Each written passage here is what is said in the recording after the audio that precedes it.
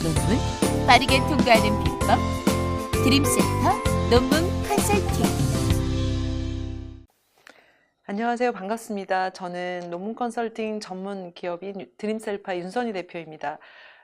저희가 계속 논문을 묻고 논문을 답하다의 코너를 통해서 여러분들이 논문을 쓰는 과정에서의 어려움이나 문제 혹은 질문 사항들을 계속 받았었는데요. 그동안에 모인 질문들에 대해 저희가 답을 준비했고, 이제 그거에 대해 설명을 드리는 시간을 가져보고자 이 강의를 준비했습니다. 이제 여러 질문들이나 이제 의문사항들이 많이 있었는데, 그 중에서 지금은 이제 심사를 준비하고 계셔서 통계 분석을 하시고 심사를 준비하시는 과정에 이제 4장, 5장들을 많이 준비하시는 것 같아요. 그래서 그것과 관련된 두 가지 이슈에 대해서 오늘은 준비를 해봤습니다. 자, 첫 번째 준비한 이슈부터 제가 이제 설명을 해보도록 하겠습니다. 이제 이런 질문인데요. 이분이 이제 구조 방정식에 대해서 분석을 하시고 또 다중회귀 분석을 하셨던 것 같은데, 본인 생각하는 이제 주요한 요인, 주요한 변수들 중에 하나가 다중회귀 분석을 했는데 결과가 나오지 않았던 것 같아요. 결과가 나오지 않았다는 것은 유의적이지 않았던 것 같아요. 자, 그런데 이제 회귀 분석은 반드시 다중회귀 분석만 해야 되는지에 대한 질문이었어요. 무슨 의미냐면 다중회귀 분석도 할 수 있고 단순회귀 분석도 할 수 있는데, 다중회귀 분석을 했을 때는 이 변수에 대해서 유의성이 나오지 않았는데 단순회귀를 했을 때는 유의성이 나왔던 것 같아요. 그래서 단순회귀와 다중회귀 분석의 차이, 또 다중회귀 분석에서 유의적인 결과가 나오지 않은 변수가 단순회귀 분석에는 유의적인 결과가 나왔을 때 이걸 어떻게 해석하고 받아들여야 하는지, 이런 부분에 대한 전체적인 질문이었는데요. 한번 보겠습니다. 독립변수, 매개변수, 종속변수로 이루어진 아주 일반적인 연구 모형에서 가장 많이 볼 수 있는 모형인데요. 독립변수는 홍보와 관련된 변수였고요. 매개변수는 만족과 관련된 변수, 종속변수, 성과와 관련된 변수였습니다. 이제 이 부분에 대한 이제 분석 결과표를 보시면, 이제 먼저 상관관계 분석 결과표부터 간단하게 한번 보여드릴게요. 자, 독립변수 홍보와 관련된 요인은 한 7개 요인 정도로 이루어져 있었고요. 그 다음에 매개변수는 만족과 관계에서 하나, 종속변수는 서브 요인이 4개로 구성되어 있는 모형이었습니다. 자, 상관관계를 보니까 일반적으로 여러분들이 상관관계표를 보실 때는 변수와 변수 간의 관계를 보지만, 저희가 가장 관심 있는 건 사실 종속과 독립변수의 관계니까 이 부분에 해당되는 상관관계가 궁금하셨을 거고요. 또 종속변수와 독립변수의 관계인 이 변수와 이 상관관계가 궁금하고, 또 매개와 종속의 관계인 이게 궁금하셨을 거예요. 근데 전부 다 유의적으로 나왔습니다. 자, 유의적으로 나온 상태에서 회귀 분석을 하셨던 것 같아요. 자, 이건 단순회귀 분석입니다.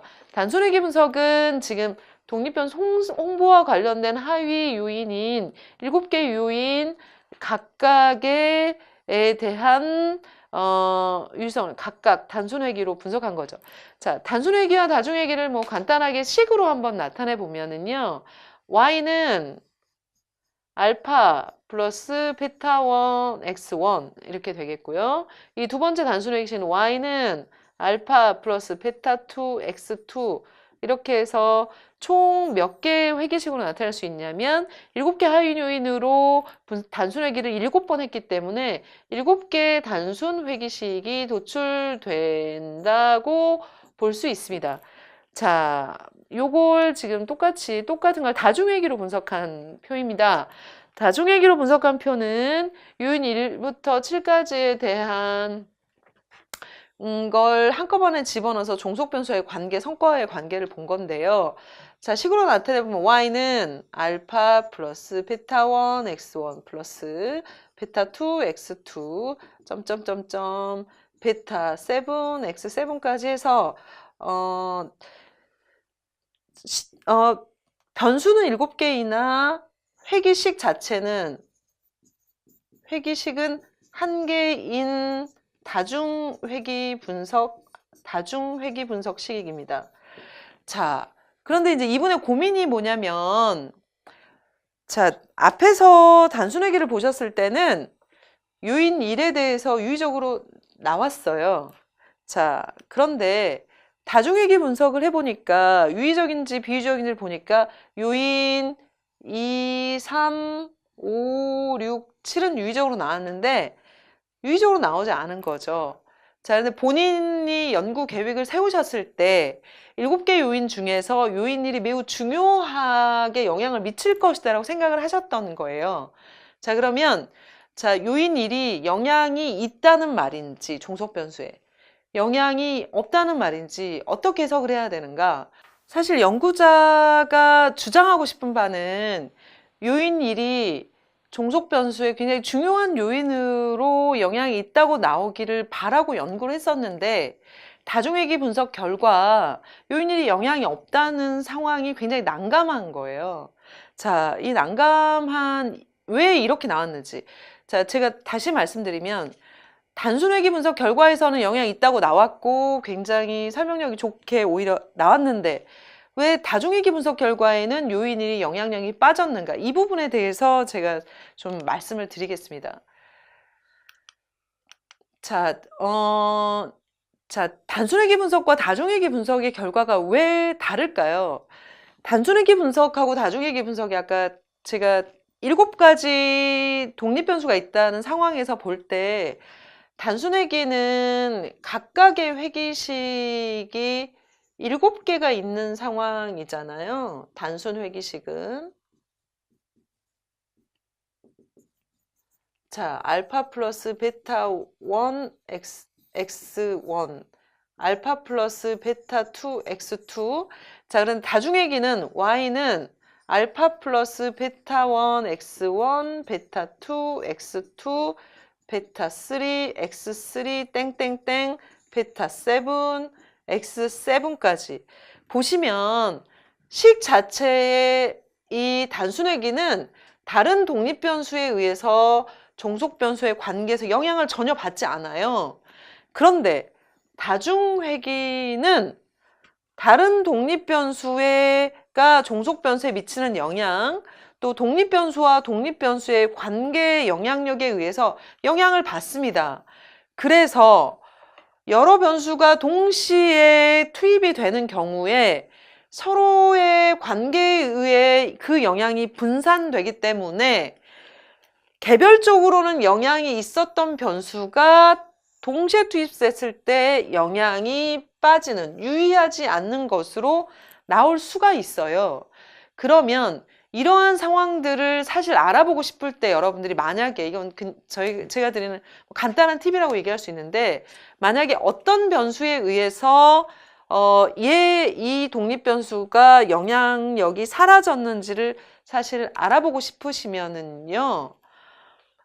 상관관계에서 이 독립변수의 일 요인과 영향이 가장 높은 독립변수를 순서대로 한번 찾아보시면 요인 1과 영향을 가장 많이 미치는 게 여기 요인 5번, 그 다음에 요인 7번, 요인 3번, 이걸 순서대로 넣어보면서 종속 변수를 놓고 독립 변수를 하나씩 투입하면서 알아보면요. 어느 순간 요인 1의 유의성이 쑥 빠지는 순간이 있어요. 그거는 이것들에 의해서 이 영향력이 뺏겨서 Y에 영향을 미치는 영향력이 뺏겨서 요인 1의 영향력이 없는 것처럼 다중회귀 분석 결과가 나왔다는 거죠. 자, 그러면 여러분 어떨 때는 단순회귀 분석을 하고 어떨 때는 다중회귀 분석으로 분석을 하는가를 알아보고자 할 때 분명한 것은 어떤 분석이 더 우위에 있다고 말할 수 없고요. 내 연구 목적과 의도에 적합한 분석 방법을 사용하시면 돼요. 자, 예를 들면 학력이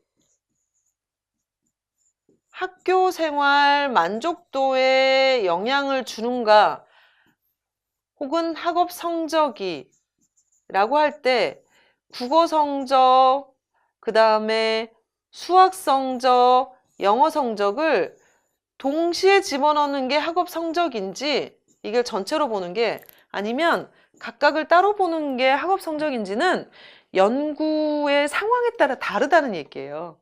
자, 그래서 이게 불분명한 경우가 있냐? 그러니까 무슨 말이냐면 단순 회귀를 해야 되는지 다중 회귀를 해야 되는지가 불분명할 때가 있냐? 있어요.